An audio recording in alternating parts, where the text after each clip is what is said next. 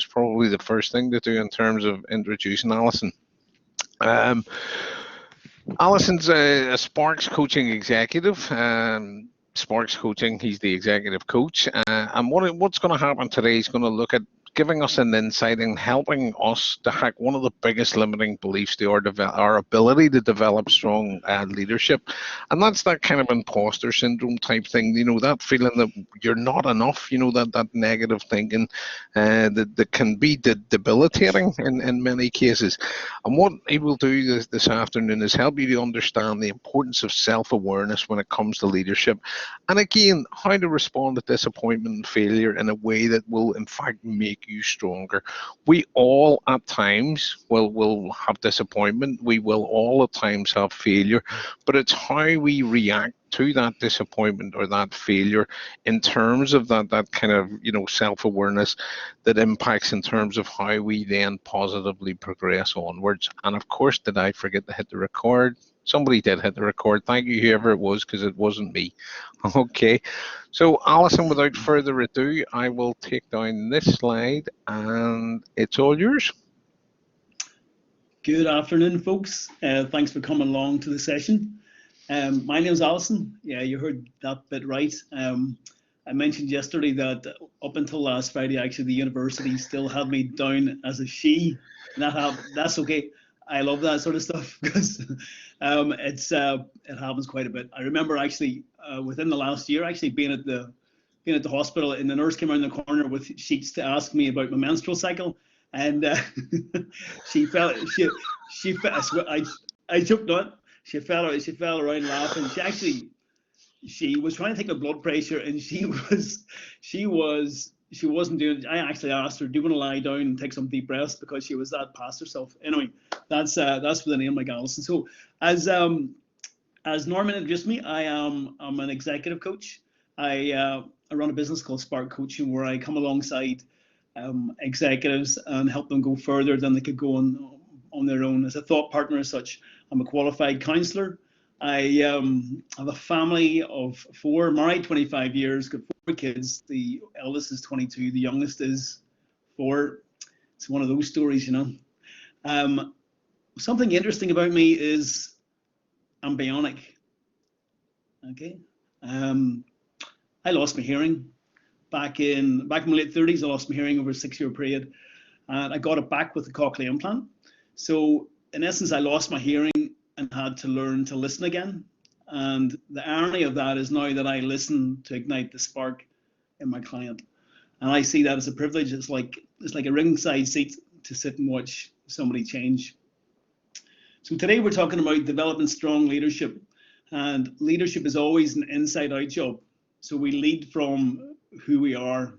So it's not so much who we have to, what we have to do, is who we have to be.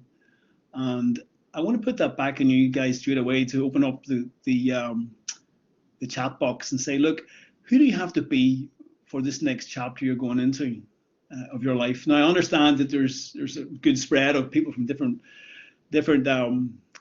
contexts as such. So you might be a first year going into second year, and you've had a first year where you've hardly seen a soul. You might be a second year going into your placement year. And again, same idea, you haven't seen a soul, and your experience of university has not been what you expected it to be. You might be a final year, you've done your final year exams last week, and you're heading out into the world and you're wondering, can I cope this? Can I do this? Am I equipped for this? Or you might be part of the alumni, and you might be here today. And one thing I've noticed about the last 18 months, the pandemic, is that it's almost like the big automatic switch button has been switched off. And I've seen people really ask the question, what am I really about? And do I want to stay in this particular job I'm in? So that might be your context. So I'll ask you just to say, who do you need to be for this next chapter? So I'm just looking at the answers. Be yourself.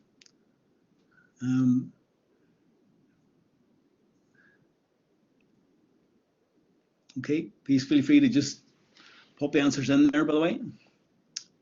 Productive. Who do you need to be?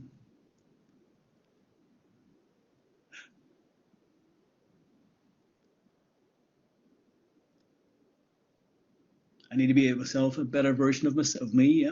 Okay. Okay.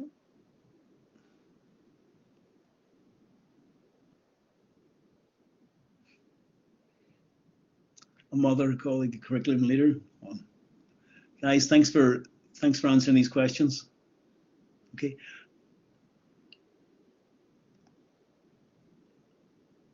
Okay. We live in a season, and we'll move on a bit. By the way, all this crack, seeing all these blank screens is like, I feel like I'm on The Voice. You know the TV program, The Voice. I'm waiting for the chairs to swing around, and you're gonna give me a thumbs up later on. But anyway, we live in a season where it's like we spend all this precious time and energy managing our perception, or how we're carefully edited and how we show ourselves to the world. It's almost like this inside life, and we have this outside life, and we're bombarded by social media and expectations that in some way we're taught that if this is seen as perfect on the outside, imperfect on the outside, it's like we are in some ways inadequate in here, and that's just not true. But that, in some ways, it fans the flame of this thing we have inside us where we're not enough. It fans the flame where I believe the root of, when you drill it all back and pull everything back, the idea that we're not enough is, it's the common denominator across so many things that hold us back. I hadn't actually intended to bring it in, but that idea of imposter syndrome that Norman mentioned is very much tied to this. We're just not enough, and that can be programmed in from childhood. Somebody mentioned something, spoke something over our life, and we take it on as a label, and we live to that label, and that becomes an identity. And what we see and what we believe about ourselves shows up in how we act in our output. But the good news is that neuroplasticity, up to 20 years ago, the researchers thought that once you were in your teens, you were pretty much the house was built. Okay, and pretty much that was the way it was going to be, and there was going to be very little change. But in the last 20 years, neuroplasticity has come onto the scene, and it has completely opened up the whole thing in the sense we're hardwired to change. So whatever we feel growing up is like the neurons that fire together, wire together, and what happens? These things get covered in our head with a nylon, and basically they become like a superhighway. So when something happens and we get triggered and we just feel not enough, it's like pathways that are there ingrained in. But the good news with neuroplasticity is that we're hardwired. We can change. We can change. All change is hard at first, messy in the middle, but great at the end. And I did this yesterday, and I apologize, I'll do it again. Very simply, if you want to just fold your arms. If you just want to, everybody just fold their arms. Just feel comfortable. Give a wee shrug there, a wee shake. And take your arms out and bring it back in, but do it the other way. Do it the opposite way. Yeah, you got to think about that. Norman's really thinking about that there.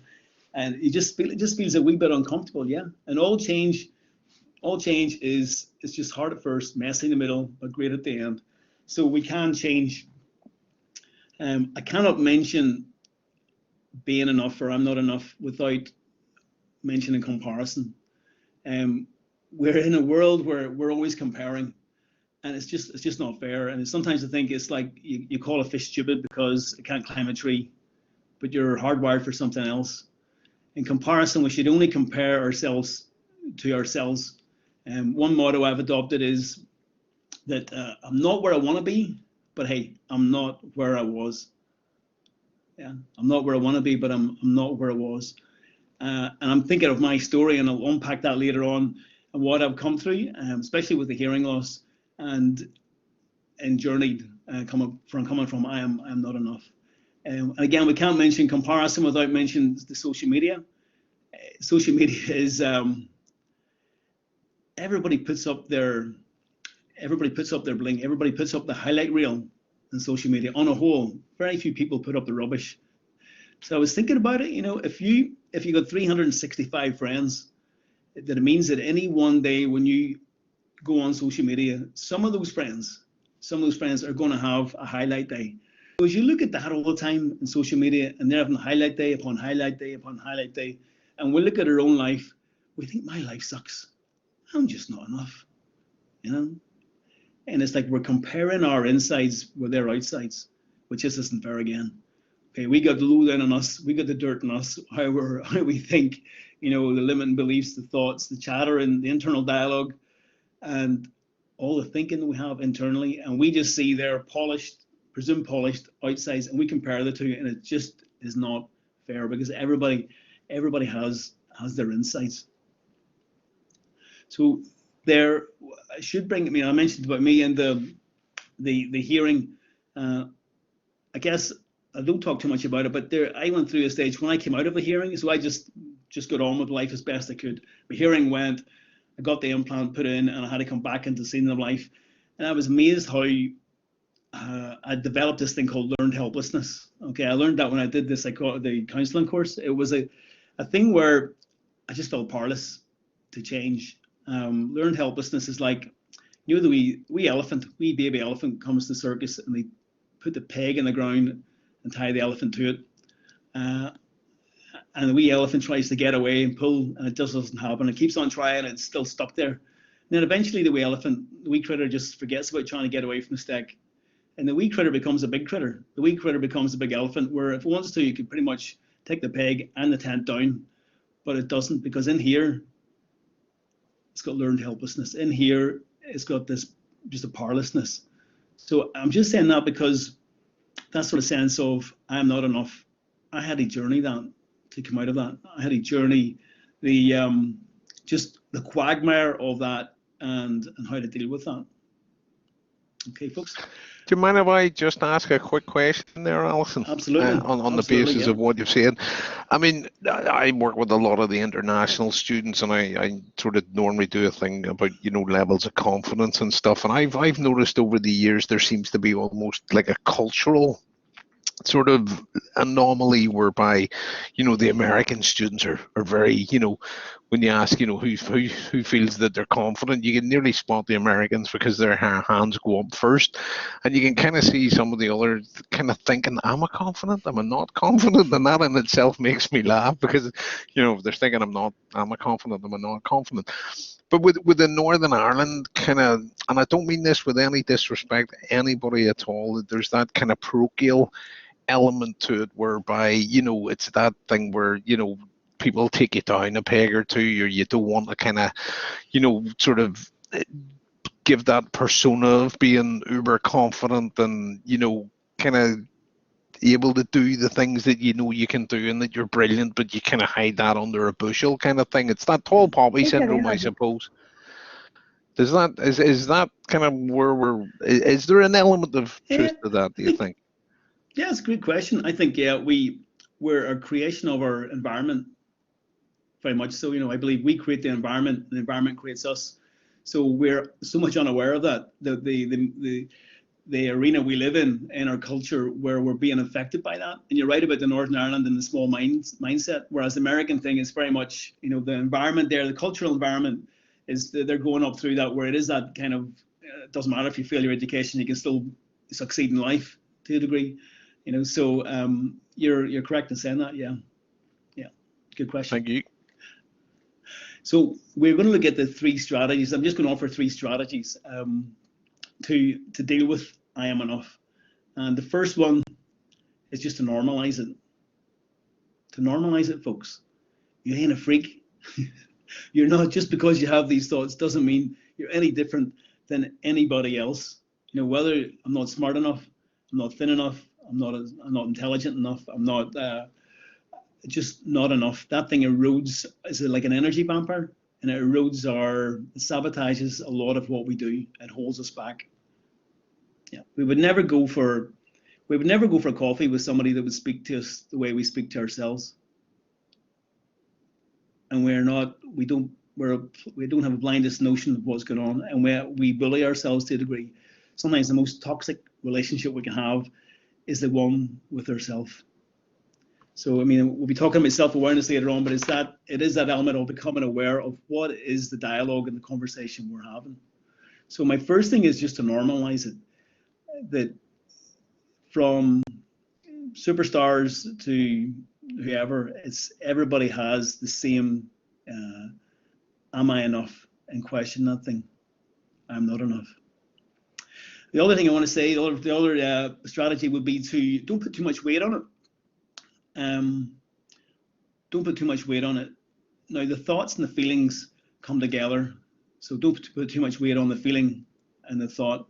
And I mean that in the sense, you've bound to have heard this, but the idea of we can't stop birds circling around and above our head, but we can stop them landing and making a nest.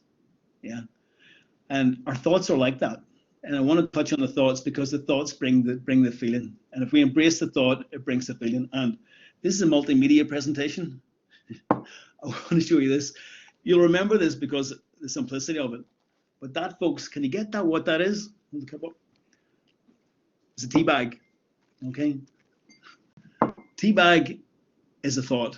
That's all it is. There's nothing to it. It's nearly neutral. Okay. Now, whenever we, it's like this Blue Peter presentation.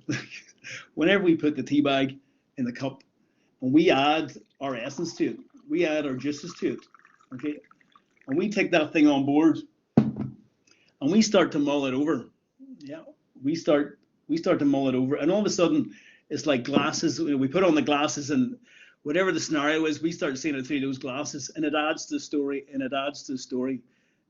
And it feels like, so you can see that the thought has become something completely different, you know, because we have like 60, 70,000 thoughts a day going through our head. But it's whenever we embrace one and take it and make it ours, that the flavor comes out of it and it becomes real. And it becomes so real, folks, that it feels like a brick wall. You know, it just feels like a brick wall, and this closes in around us that I am not enough. Where in reality, they're just paper thin walls. In reality, we could just poke our finger through it, but we feel it's so real, and that we just feel I'm not enough, and it closes us down. So it's to create a space between the thinker and the thought, because they're not the same. A profound quote coming up, if you want to get your pens ready. And the quote is, we live in the feeling of our thinking and not in the feeling of our circumstances. I'll say it again. We live in the feeling of our thinking and not in the feeling of our circumstances. And the prime example of that is an eating disorder. It's someone who, on the outside, if they're saying they're anorexic, on the outside they look sickly thin, but on the inside they see themselves as fat. We live in the feeling of our thinking and not in the feeling of our circumstances. I mean, that one quote alone, you could just take and mull that over and just feel where that shows up in your life. And where does that show up in your life? Sometimes I've seen in my own life where I get a thought in my head, just some crazy thought, and it builds into something that's way beyond what's real, and it becomes real, and it affects maybe how I might react in some way. So it's just to realize that where the thinking is, and generally the best time to stop that is like a big boulder at the top of a hill. The best time to stop that is when, if the boulder's about to move down the hill, it's just to stop it at the very beginning, to put your finger on it. You can stop it with your finger at that point where it's just going to start going and start moving and get momentum. But if you try to stop it halfway down the hill, once that thing is careering, it's going to pummel you. Yeah. I can remember when the hearing condition, I can remember night times where the thoughts came like a steam train, thick and fast, and they just beat me up. Yeah. But we live in the feeling of our thinking and not in the feeling of our circumstances. One of the ways to stop it is actually just to talk. It's actually completely healthy, folks, to talk to yourself. And we mentioned yesterday the growth mindset, and talk back to the fixed mindset when it shows up. So when that thought shows up that I'm not enough, it's actually okay just to talk back to it and say, I've got this, I'm more than enough, I am enough, I can do this. And that's actually the research would say that actually it's more powerful if you make it second person, in the sense, Allison, you have this, you are enough. And for some reason that it energizes in another way. And of course, the good thing about talking to yourself these days is that if you're in the car, it's the best place to do it, because 20 years ago, if you pulled up at traffic lights and you saw somebody giving it this, you thought they were nuts. Yeah, they were talking to themselves. But now people just think you're on your cell phone. So we're created just a distance, just a space between the thought and the thinker. And it doesn't have to be much of a space. It can just be, once you get a wee bit intelligent about it, and you just stop yourself before you have an impulse. As the impulse comes up, before you have the reaction, just a slight pause to think, okay, that's not real. Yeah. I'll just drop in this other quote. It's just so good. I'll have to share it. Okay, we think we have a reality problem, when in reality we have a thinking problem. We think we have a reality problem, but in reality we have a thinking problem. It's one of those quotes you just be like, you could just drop the mic and walk away. It's like that alone again. If you just took that and mull that over, it would really unravel so much. So our third way of trying to approach I'm not enough, I mean, again, we touched on this yesterday, is to serve, to contribute. There's something in us that there's a bigger picture thing inside us, every single one of us, that we want to get to our last hour of our last day and know that our life counted. And when we turn up and serve, it releases good feel chemicals within us that actually neutralize the likes of cortisol, the stress chemical. It neutralizes it. So I want to ask you, just think, can you think of a time where you felt that, where you were actually a giver rather than a taker? You were organizing a party for a friend, you were giving a gift to someone, and you actually got a bigger buzz than nearly them getting the present. Can you think of anything? You want to put something in the group chat, the chat box? It's not okay, the amount I talk about myself. Alicia, it's really healthy, honestly.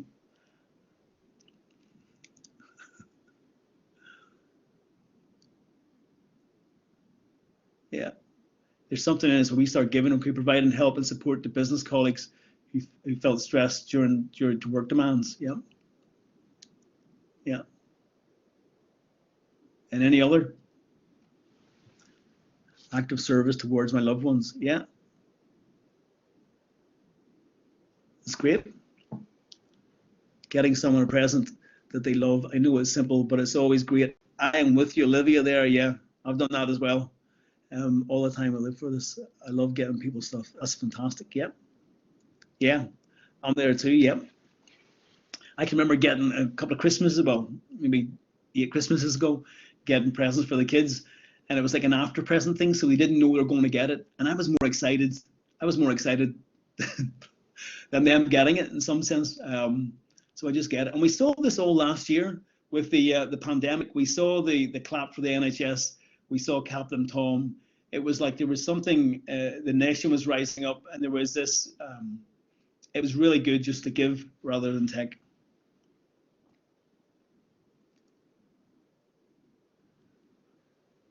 Providing water sports instruction to local charities. Yeah. Okay, so in doing that, it just takes away. It erodes that I am not enough when we're giving away. That's great. Is there any other questions before we leave? I am not enough. Any other thoughts or questions around that? Folks, if you do have any questions, now's the time. This is your opportunity while we have Allison, in front of us here. And don't do that thing where you're sitting there thinking, God, maybe I should ask a question, or no such thing as a stupid question in this environment at all. And as I always say, if you're thinking that there's a fair chance out of the 54 other people here, there's probably at least another 4 people thinking, I wish I was asking the question. It's not sort of first onto the dance floor kind of scenario, somebody has to be first on the dance floor. It was always me, by the way, because I don't have an embarrassing bone in my body. But it was very always a case of, the minute I was up there, you seen those other 20 other people who were seat dancing, thinking, oh God, he's made a bucket of himself, so I'll join in there. Good, there we go. Right, okay, so we have a couple of questions there. You can see them, Allison. Yeah. Okay. What is your advice if you're unsure about your career? Big question. Okay, Hannah. We're moving in actually to self-awareness now. Self-awareness is the next part of today, and that's going to be touching on some of that. And it's that sort of sense of just connecting with that. I did earlier on. I did this, the outside and the inside, just where they align, the sweet spot where you're comfortable in your own skin, as the saying goes. And you might not know, there's always that element of Indiana Jones in the Temple of Doom, where you've got to take that step of faith across the chasm, where there's something inside you that wants more, and you take that step, yeah. And feel whatever it's telling you. Listen to what you're telling yourself. Don't run from the pain. And again, we touched on that yesterday, so get the recording if you can. Just listen to what it's telling you. Just believe that whenever you give yourself that space of, in some ways, anchoring yourself, that the wisdom for it will be there, and it'll come from within you. Your true north will come through. Yeah.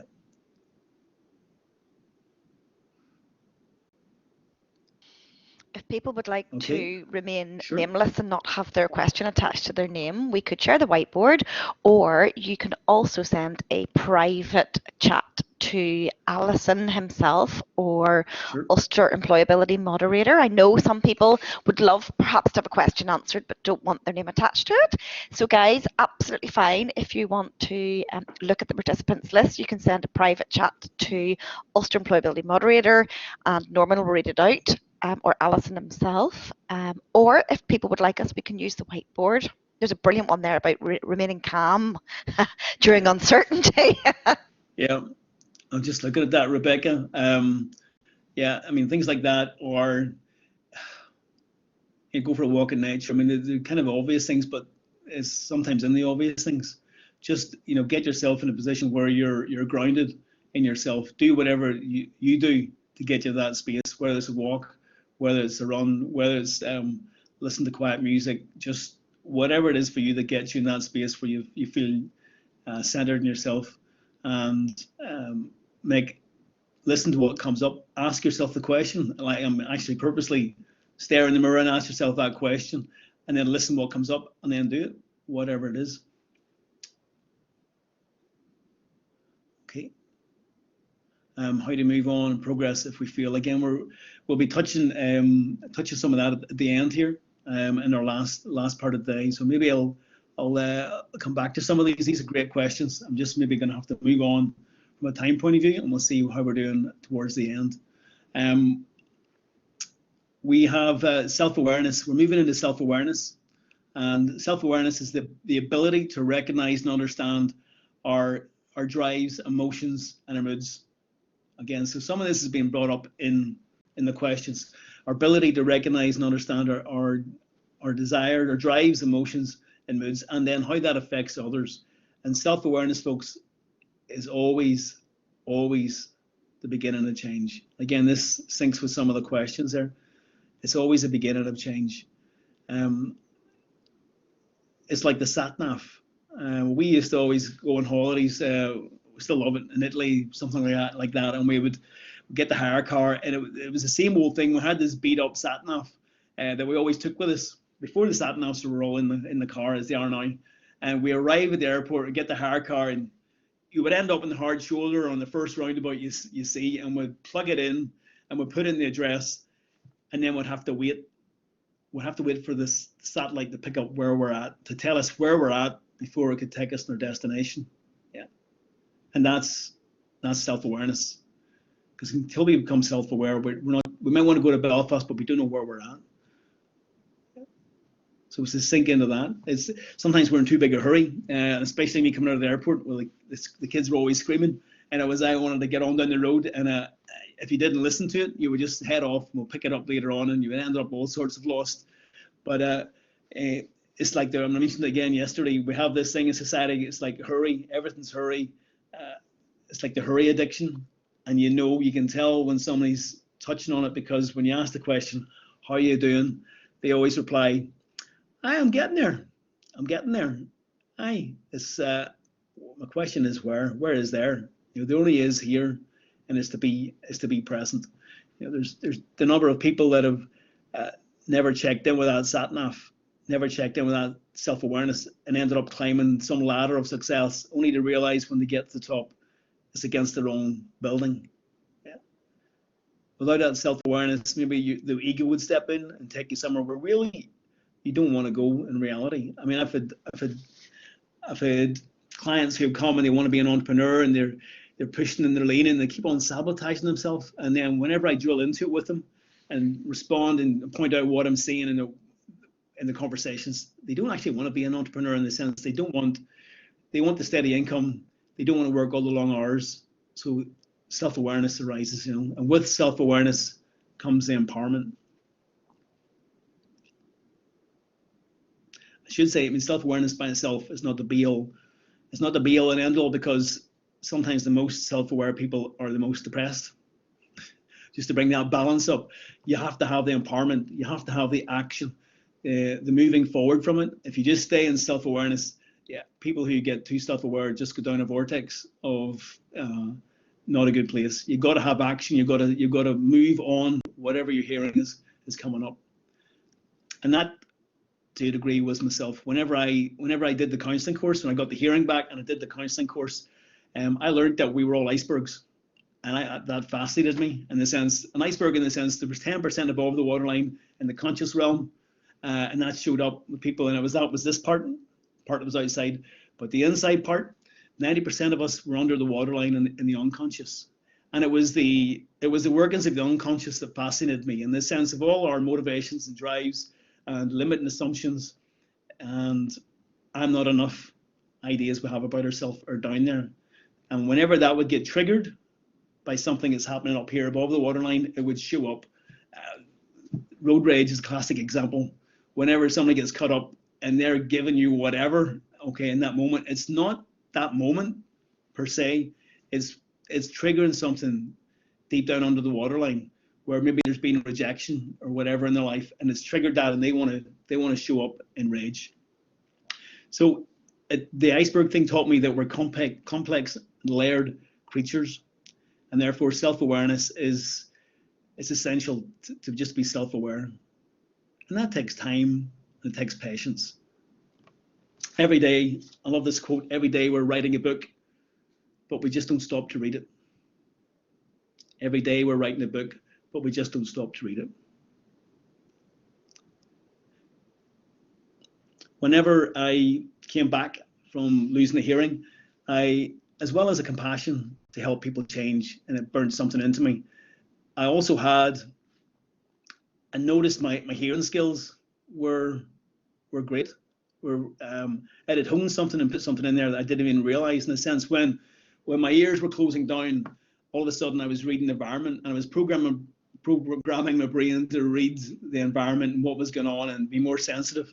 So when I got my hearing back and learned to listen again, it was a wee bit like the Matrix, not like the Matrix, but a wee bit like it, in the sense I started reading the environment in a certain way, and I really brought that on into my coaching, in a sense. When I'm with a client, I'm listening to what they want, but I'm also listening deeply to what they're doing to stop them from getting what they want. There's a profound quote again coming. I'm full of quotes today, but again, it's another great one, that we don't know what we're thinking until we hear ourselves speaking. We don't know what we're thinking until we hear ourselves speaking. So it seems very complex. We're complex beings. We're layered. How do we ever get any sort of self-awareness? Just talk it out. Get a good friend. Get a close friend. Get somebody you really trust. Folks, I've heard people even talk the likes of a lamppost. And I'll explain this now, how this works, okay? Because we don't know what we're thinking until we hear ourselves speaking. If you want to write down these three figures, okay, this has potential to change every relationship and how you do life, okay? And this is not a light statement. It's profound when you think about it. We talk at 140 words per minute on average, okay? We talk at 140 words per minute on average. We can listen at 400, and we can think at 900. Now you're wondering, where the heck is this going, okay? Which means first of all, it means if somebody's talking and you're listening, so they can only talk at 140 words per minute on average, and we can listen at 400, it explains why we get so easily distracted and bored in conversation. And our heads usually are way off thinking, not what they're saying, but actually how we can reply. Yeah, and we're very quick. Oh, you want to just quickly add on to what they're saying, rather than actually just listen and let that person talk. But more importantly for today's session, if that person's only talking at 140 words per minute and they can think at 900, it means that on a whole, only 10% of what they're thinking is coming out in the conversation. So it takes time to get it out. So we don't understand what we're thinking until we hear ourselves speak it. So it's good to talk it out. It's like the wash machine. In a sense, the wash machine goes in, all the dirty clothes go in, and you put the soap stuff in, and you turn it on, and the wash machine starts going. And it's like, if you look in, I don't see any difference. If you look in, you see the clothes are going around in the dirty, sooty water, and how are they getting clean? Until the rinse cycle comes. And when the rinse cycle comes, and a couple of cycles of that, the clothes come out clean. And folks, when we talk it out, you get clarity about what you're thinking. You get clarity for self-awareness. So I'd encourage you, find a talk partner and just share and talk. Some ways to just build on self-awareness, to develop it. And again, it ties in with some of the questions that were rising earlier on. Was the first one is distraction. We talked about this yesterday. We're living in an age, my phone's across the room, but we're living in an age where the attraction to distraction is just immense. There's so many things baying for our attention. We never get that time just to be with ourselves. I'll ask a question. I'll put the answers in the group chat, in the chat box. The question is this: what is the opposite of distraction? One word: mindfulness, action, focus, attention, focus, concentration, focusing. Okay, I would put it to you folks: attraction. Action was close. Okay, clarity. The opposite of distraction is traction. I'm playing on words here, but it's traction. Okay, it gets grip. There's traction to move forward. And in that traction, there is action. So distraction, traction, action. We talked yesterday also about the hurry factor, and I mentioned it earlier on today, in the sense where I'm reminded of the story of a church minister was retiring, and the young couple came in, and he asked the minister, what piece of advice would you give me as I'm taking over the reins? What would you suggest? And he said, the old man said, hurry. He says, get hurry out of your life. He says, hurry isn't of the devil. Hurry is the devil. So get hurry out of our life and be present. Another way to build awareness is journaling. Journaling is having a conversation with yourself. Literally, it's having a conversation with yourself, where you just write, not about what you did during the day, but just how you feel, and just write. And the number of people that give testimony to the fact that when they journal, when they write, it's a bit like talking to yourself. It's a bit like talking it out. It lets you bring clarity to the situation. There's things like mindfulness. Mindfulness is high resolution consciousness. That's a quote I refer to. High resolution consciousness. And again, it's not trying to control your thoughts, but just to stop your thoughts controlling you. And all that sort of stuff. I'm not big into the mindfulness or the meditation. I do some, but it's like one thing I've noticed is the struggle just to sit down and bring your focus to that one place. And I see it as a gym. When you go to the gym and you do a rep, you get one of the weights, and gradually you build up the weights by doing the reps. And when you sit down to do some mindfulness or meditation, your mind will wander. The mind wanders. That's what it's wired to do. So you'll sit down, and within 10 seconds, your mind's thinking about last night's football. It's thinking about what you have to do on Sunday. You bring it back. That's one rep. You continue a bit more, and all of a sudden you're thinking about tomorrow morning. You've got an essay to hand in. You bring it back. That's a rep. So the idea is to build the reps, and the more you do it, the easier it gets. But you're not doing it to attain or to reach a goal. It's all about the journey, and it's all about the experience with mindfulness. It's worth mentioning humility with self-awareness, because humility, if you don't have humility is not thinking less of yourself, but thinking of yourself less. And if you don't have humility, it just negates the ability to become self-aware. You lose the ability to, you overestimate your strength and you underestimate your blind slide. So I would, your blind spot. So I'd encourage you just to be aware of that. Be aware of humility. And we're going to have some fun. So what I would like to do for self-awareness is, can I just ask, is everything okay? Anybody other questions? We haven't finished yet, but just checking in with the questions about self-awareness so far. Anybody, any questions? I think we dare you. We'll just move on. I'll move on and do this. This is a bit of fun, okay? This is like 360. One of the most powerful questions you can ask a friend is, what's it like being the other side of me? What's it like to be the other side of me? Now, I want you to think of 3 friends. Okay, think of them, they're loyal friends, friends who are for you, not against you. Okay, think of them. Now, I want you to write this down. I am in a leadership workshop, and then comma, honestly, comma, what's it like being being on the other side of me? I am in a leadership workshop. Honestly, what's it like being on the other side of me? Now, if you have that, I want you to go and right now, if you have your phone beside you, and just text or send a text to those friends that very question. I'm prepared to wait. Just take a few minutes, just get that question, type it out once, cut and paste, and send it to the 3 friends if you're serious about becoming self-aware.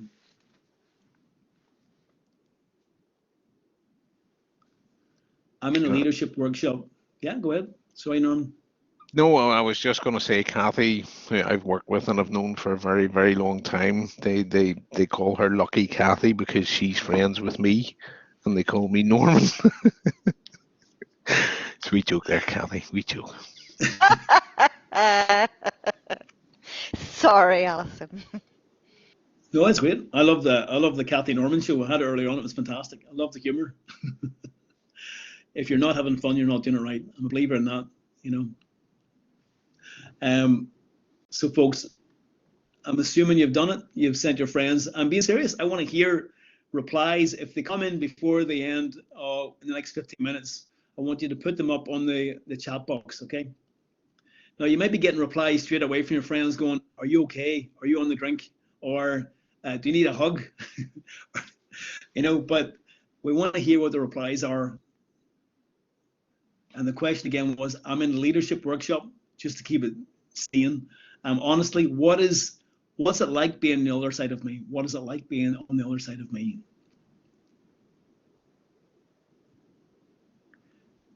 And by being on the other side of you, I mean just what's it like being in my presence? Okay.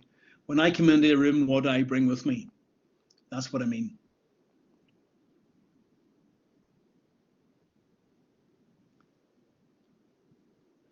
That's it.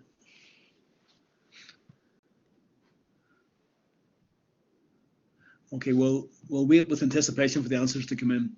I want to touch on disappointment and failure. I think first of all, just we need to get rid of the victim mindset. I have a daughter, and she's wild for whenever things go wrong. She blames everybody else. It reminds me of the doctor, the gentleman going to the doctor, and he goes, "Doctor, I'm just aching all over." He says, "Look," he says, "when I touch my shoulder, ow, it's sore. When I touch my head, ow, I'm sore. When I touch my belly, I'm sore.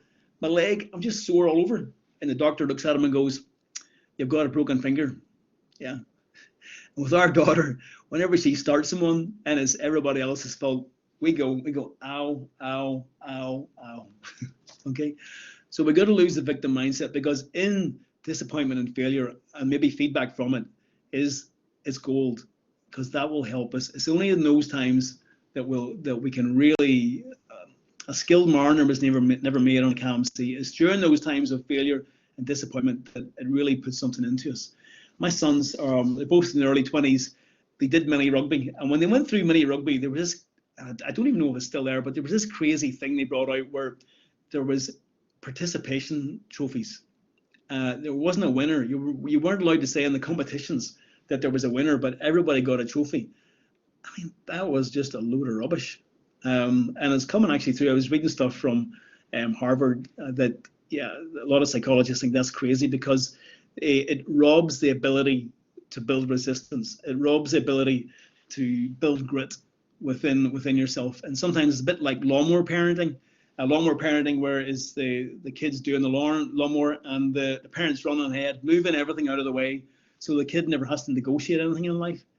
You know, and that robs you growing up of building resilience and grit and muscle.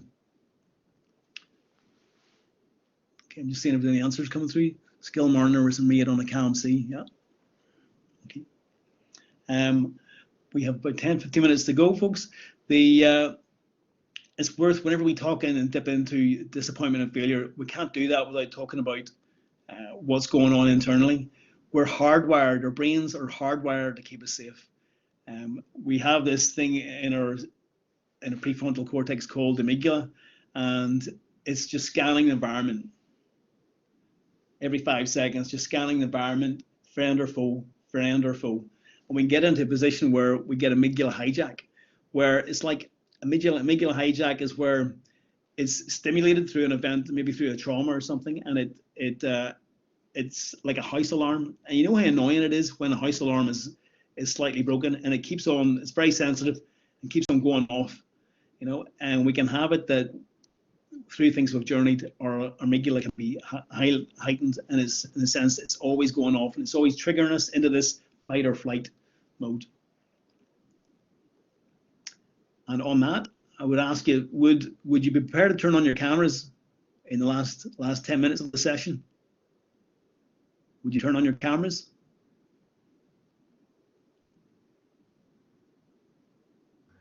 Mine's on. I'm just asking the question. The reason I want to ask the question is, yeah, I'm prepared to wait a few minutes. Anybody who's going to put on the camera? I actually want somebody, I'm going to pick on somebody to sing a song. No, I'm not really. Look, the reason I'm doing that is because you see what you're feeling there? You see that those sensations you're feeling, that is your amygdala kicking in, okay? Because there is no way, okay, some of you guys, it was fight or flight, some of you guys are, who does he think he is? I'm not turning on my camera. I'm not, you know, and some of you guys were like, I have to go to the toilet. Some of you were going to have a, you know, the thoughts are coming up in your head and what you were going to do there. That was the amygdala kicking in. I wasn't meaning to be cruel, okay? But it was just trying to give you a sensation where your body, your amygdala is scanning the environment all the time for threats. And we see things like disappointment and failure as a threat. And therefore, it's hard to engage with that. It's hard to embrace that. And there's a fear around that. But fear is just growth in wolf clothing. You know, when we strip that back, it's growth in wolf clothing. And I would encourage you just to stare that thing. Go. I mentioned yesterday, but turning around and facing the pain, just to get into the disappointment and failure, and just, it's like the old adage is, if you get knocked down, get up really fast. Okay, if you punch down, jump back up again. I don't necessarily think that's right. I think you get punched, you're down. Actually, hang around there for a minute. You want to come up different. So what you want to do is you want to ask yourself, okay, what can I learn from this? Yeah, this hurts. This hurts, like, but I want to know, what can I do that's different? How can I improve? And then get up. So you're not getting up the same. We have to change our relationship to failure and disappointment, folks. Okay, and we're going to ask you for questions. Can we?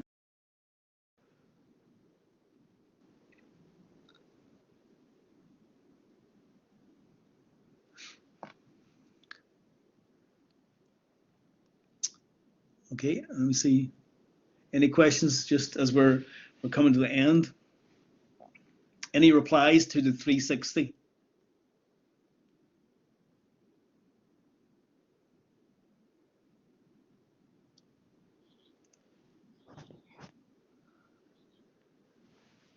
Just engage with the peers for feedback. Wow, Nicholas, that's great. your presence, motivated, and attitude to any subject matter, and willingness to engage with your peers for feedback and willingness to learn new things. My friends are suspiciously quiet.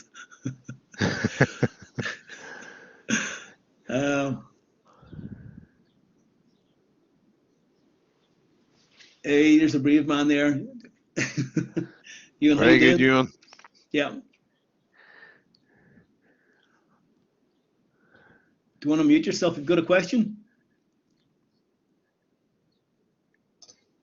Sorry, I think I was muted. Oh, you said you want to unmute yourself. No, Have you got a question, or were you just putting your video on so we could all see you? No, I've had my video on all the time. Sorry. Just popped up for you. So I thought there's always that element where there's somebody there who does actually wants to sing, because this is their opportunity to your University of Ulster has got talent, you know. This is your moment.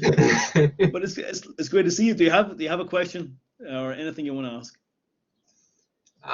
I did ask a question before, and it was just, when you fail, how do you progress? And you were saying, you know, about you know, having it within yourself, or not having self-doubt and all of that. And when you've got the situation where everything's down, you know, how do you progress? You know, you've given all the tips, but you know, you do that in your ordinary life and it keeps you steady. But what do you do when, as you say, the boulder is at the bottom of the hill? Okay. Do you have trusted friends to chat to? You know, I would get things out. You know, thinking of the wash machine, really get it out, talk it through it, and in some ways it does bring clarity. You know, every circumstance and every situation is different, but it's important to feel wherever you're at, and with that self-awareness. When you bring that self-awareness, I don't know how it works, okay, but I know what this. When you get self-aware of a situation and you face it, it brings empowerment. It brings that sense of wholeness to you, and that you're taking back the power to move forward. Yeah, and just trust it. Just hang there with it. It doesn't necessarily going to manifest the next morning for you. That, you know, the ceiling's going to open and angelic music, and it's going to give you some sort of sign. But just hang with it, and knowing that trust yourself, trust your gut. Yeah. Thank you. Okay. Any other questions? Thanks, Ewan. Any other replies from the 360?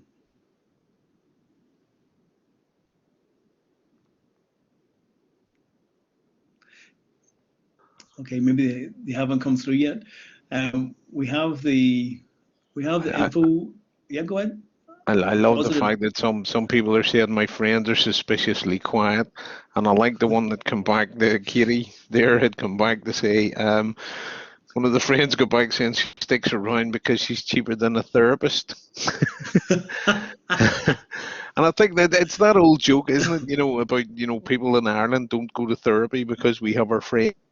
We have real friends, you know, that whole thing about, you know, in America. I know therapy's becoming more popular, shall we say, but again, it alludes back to what you're talking about there, Allison, is, you know, having somebody to talk to, just that, you know, that somebody to bounce those ideas off, to say, look, I'm not feeling great, or, you know, I've had a failure or a disappointment, or, you know, somebody to do that. I call it the mumsy, the there, you know, when you hurt yourself as a kid, you know, it doesn't matter, like, you get a fractured your leg, you're still getting a kiss and a plaster, and it's a there kind of thing to kind of pick you up and make you feel a bit better about things. So, you know, I do think it's important that people talk and, you know, accept that there are failures and accept that change is inevitable, and that, you know, that there is that challenge, you know. But again, it's, I suppose what you're saying, it's embracing that challenge as an opportunity, and how you take cognizance of what it is that, you know, you see, you hear, you think, you feel, and how that's framed within your own mind, kind of thing. So no, I think, you know, really, really important stuff. And there's also just one thought going through my head. It's like, you guys, the majority of you guys, you don't have much of a track record yet. Yeah. So when something big happens, you don't have anything to balance that against. Once you get a few grey hairs in the head, okay, Norman, no, I'm not pointing at you, okay? I'll be similar. But what I mean is this, is like, as you journey life, you get a broader base. As you journey life, you realize these things come. We tend to look at things. When I was in the depth of my hearing going, it felt like the book. Okay, when I was in the depths of no hope and I didn't know I was going to get the cochlear implant and I knew my hearing was going the one way, it just felt, this is the book and I can't do anything about it. But once the chapter changed, once the page flipped, I realized I was into a new chapter, and it was part of the whole story. And I can look back now at that chapter of my life, and you're going to have that too. You'll look back on this and you'll say that the page will change and you'll be in the new chapter, okay? And something else will unfold for you. And it's just that you haven't experienced much of life, okay, in the sense of years. You can't beat that, just years under your belt, and you get that sense of, you realize things come around the corner and it's unjust and it's not fair, and it's okay to call it that, but you'll get up again and be stronger.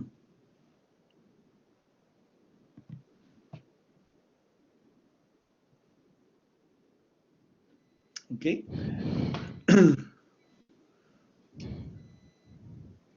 Are we? Hello, can you hear me? Yeah. Yeah. Yes, Kathy, loud and clear. I'm so sorry. I've got really weird error messages on my laptop right now. It was just to let our audience know that very, very kindly, Allison is offering some career coaching, some individual help and support. Yep. I know, gosh. So first come, first served. You have to fill out this form. So if you click there, obviously there'll be very high demand for this service. So you need to click on Allison's name, more information, and fill out the form. I think I'm back with you now. I'm having error messages. I'm so sorry, guys. We can hear you loud and clear, Kathy. Unfortunately, unfortunately, Norman says. That did not forgive you, pardon. And also, you were referring, Allison, to yesterday's session, Launch and Learn versus Plan and Perfect. And just in case anyone missed that, it is actually happening again on Thursday, guys. Here's the direct link to book. Yep, it's all happening again Thursday. Actually, this seminar and the one from yesterday is going to happen on Thursday morning again. So yeah, folks, I think we're getting close to the time. It's been great. I just see Stacey has come back there with a message just saying she's full of enthusiasm and confidence from her friends and energy. That's great. Things like that I would get and stick in my mirror in the bathroom, and that will infuse you every day. Folks, I've loved being here today with you, and just love sharing whatever I could to help you in your journey.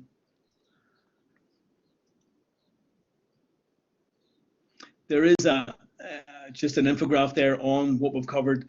It covers some of the points, in a sense, just to remember what the takeaways were from it. The thing in the middle is supposed to be a pill. It's a bit squashed. In my closing, I would say just take the pill. It sounds crazy, but just take the pill. I am enough. Say it to yourself 4 times a day. Dr. Allison says it will work wonders. If you do that, you'll rewrite a whole lot of neural pathways in your head and bring change in a real way. Just consistently bring new input into the wiring of the head there. But there we go, folks. I think it's time's up, but it's been a pleasure being here with you. Allison, I would just like to say thank you very much. I mean, it's neuroplasticity, the power of change, the failure to success. I mean, we could talk about this for hours and hours and hours and hours and hours, and hours and hours and hours and hours. A massive topic, and hopefully people have got something from it in terms of even thinking about going and looking at neuroplasticity and looking at and understanding the self-awareness and overcoming failure and having that much more positive sort of outlook in terms of the fact that, you know, the change is inevitable, and that as they progress, you know, so some of the quotes that you had there were just fantastic. Some I hadn't heard before, and yes, plenty of grey hairs on the thatch. I've been around the block a few times. I just want to remind people quickly before they go that there are a couple of sessions that I want to recommend for the rest of the week, that, you know, if they haven't already seen them. The Northern Ireland senior women's football team, you don't have to be into football to want to listen to these three of the squad have agreed to have a conversation with us. And it's really it builds on what Allison was saying there earlier. You know, this is the first time the Northern Ireland senior women's squad has ever reached the Euro finals, and it's been a hard slog. You know, these women have been in the game, you know, 12, 15, 16 years, some of them, and it is about the trials and tribulations, and about the, you know, the defeats, of which, if anybody watches Northern Ireland women's football, will know there have been many over the past 2 decades. But this is now, you know, there's something moving on there. Kathy, I can't wait to host it, I have to say. I seen Kathy just put a thing in the side there, and I was talking. I'm not a big. I don't support a team or anything like that. I like international games. I like the World Cup. I like international football. I like international rugby. I don't even follow county rugby, but when it gets to that international stage, I start to get a bit excited about it. So that's happening on Thursday. Again, then perceptive peers, supporting a friend's mental health. Again, building on what Allison has said. You know, this is, you know, for those whose friends go back to them, you know, sometimes it does take that reaffirmation of why you're friends, you know, and the ability to help a friend. And sometimes, you know, it can be that sticking plaster, look, there, it'll be okay. And that's all they need to hear. Sometimes it might take a lot more than that. Okay, thank you. You're up there, Kathy. And then the Unlock Your Future with David Mead. I think that's kind of our final session, I believe, rounding off the future skill as well. So, you know, there are plenty of things still happening throughout the rest of the week, guys, so do feel free to join in. Allison, just on behalf of the Employability and Careers Department, I want to really thank you for an informative session there. And again, thank you very much for the offer of, you know, providing that kind of careers coaching as in addition to what you've done then as well. So I'm working with the support. Sorry, I can't. I'm trying to read and look at things all at the same time. I'm working the support man house. Is there any way I can watch it another time?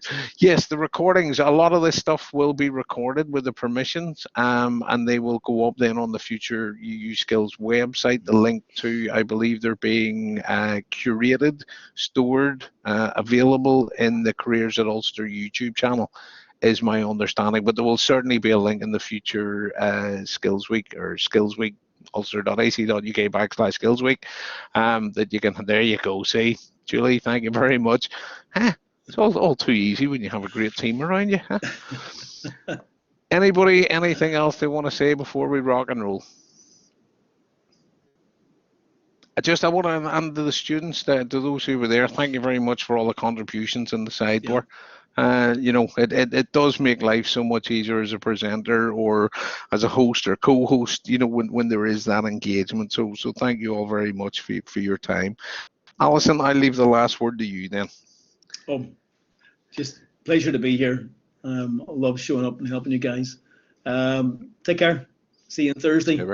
All right, I'm going to stop recording now. All right, cheers, Allison. Take care. Bye.